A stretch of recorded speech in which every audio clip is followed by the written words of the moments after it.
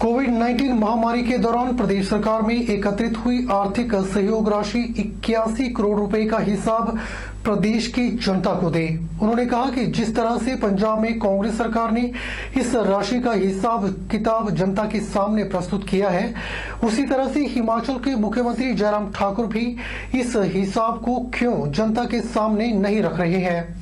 बिलासपुर में आयोजित प्रेस वार्ता के दौरान प्रदेश युवा कांग्रेस अध्यक्ष निगम भंडारी ने कहा कि हिमाचल प्रदेश में कोरोना महामारी का कहर बढ़ रहा है, इससे लोगों को सतर्क रहने की आवश्यकता है। उन्होंने कहा कि प्रदेश में मात्र 750 वेंटिलेटर हैं। कोरोना महामारी के बढ़ते कहर के चलते सरकार ने वेंटिलेटर की मांग की है। वहीं प्रदेश सरकार ने भी केंद्र सरकार के निर्देशों के बाद करीब 250 वेंटिलेटर बंद कर स्टोर में रख दिए हैं, जबकि प्रदेश में इन वेंटिलेटरों की आवश्यकता है।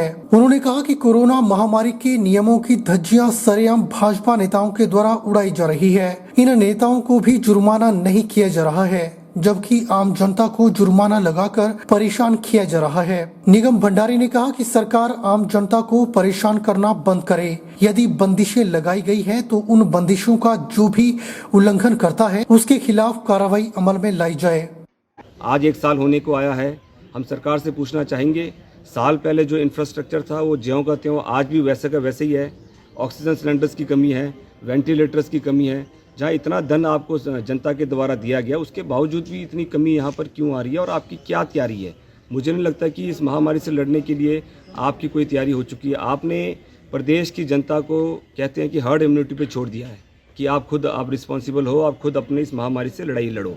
और मैं पूछना चाहूँगा, जिस तरीके से पंजाब सरकार के मुख्यमंत्री कैप्टन अमरिंदर सिंह जी ने जितना भी धन इकट्ठा हुआ था वो पूरे के पूरे पंजाब की जनता के सामने सार्वजनिक किया था, उसी आधार पर मैं पूछना चाहूँगा कि उसी तर्ज पर आप भी 81 करोड़ से जो अधिक जो धन इकट्ठा हुआ है इस महामारी के समय में, उसको आप पब्लिक के सामने सार्वजनिक कीजिए। कहाँ पर आपने पैसा, इस जो धन का उपयोग कहाँ कहाँ किया है। और दूसरी बात मैं बताना चाहूँगा कि आज जो आप कोरोना महामारी के समय जो बंदिशें लगा रहे हो, ये सिर्फ आप चुनाव के समय हटा देते हो और चुनाव के बाद लगा देते हो। पंजाब राज्य बिजली बोर्ड की जोगिंदरनगर की शानन स्थित 110 मेगावाट विद्युत परियोजना में पानी के रिसाव से बस्सी और शानन परियोजना में अचानक विद्युत उत्पादन ठप हो गया है। प्राप्त जानकारी के अनुसार शनिवार दोपहर के बाद शानन परियोजना की 50 मेगावाट मशीन की पाइपलाइन में पानी के रिसाव के कारण विद्युत उत्पादन रोकना पड़ा।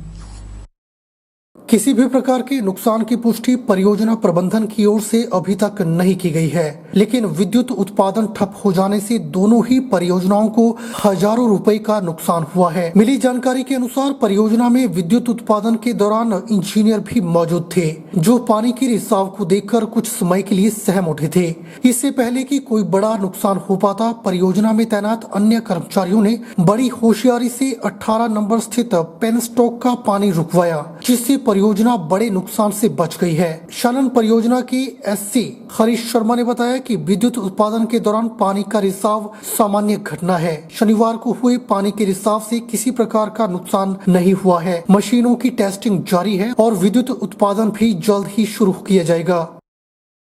जोगिंदरनगर ब्लॉक कांग्रेस अध्यक्ष डॉक्टर राकेश धरवाल ने तहसील लड़भड़ोल के विश्राम गृह पलोटू में पत्रकारों को संबोधित करते हुए कहा कि कोरोना महामारी का सामना आम आदमी को करना पड़ रहा है और उनका सवाल जोगिंदरनगर के विधायक प्रकाश राणा से है, जो कि सरकार के आदेशों का पालन न करते हुए वार्डों में जाकर जनसभाएं कर रहे हैं।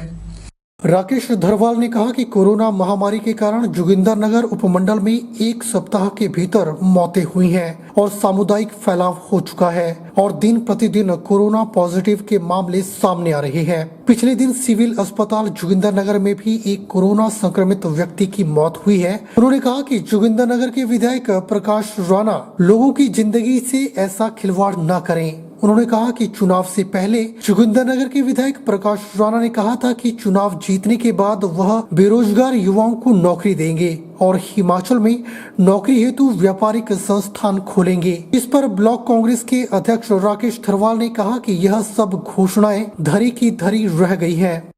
और जोगिंदरनगर इलाके से हम यहाँ के स्थायी निवासी हैं और हमारे इलाके की शान थी वो, क्योंकि वो पहली बार जो है जोगिंदरनगर से कोई सांसद बना था और इतने मार्जिन से लोगों ने उनको जताया था वो लोगों के चुने हुए प्रतिनिधि थे और उनकी जांच होनी चाहिए कि उनकी डेथ कैसे हुई, वो लोगों के सामने सारी सच्चाई आनी चाहिए।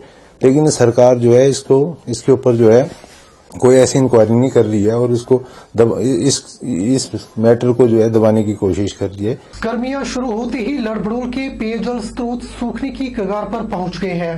लड़भड़ोल का मुख्य पेयजल स्रोत चफलू पुल, जहां से ग्राम पंचायत लड़भड़ोल के लगभग 2000 के करीब लोग पीने के पानी के लिए निर्भर होते हैं, वह सूखने की कगार पर पहुंच गया है।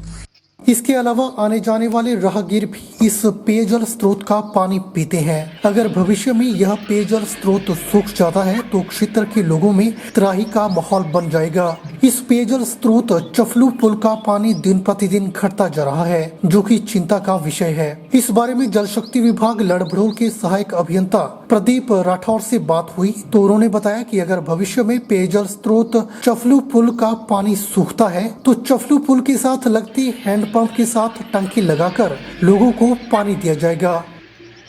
नूरपुर की पंचायत हड़ल के गांव कपारी के लगभग 15 घरों को एक ही पानी के नल के सहारे पानी मिल रहा है।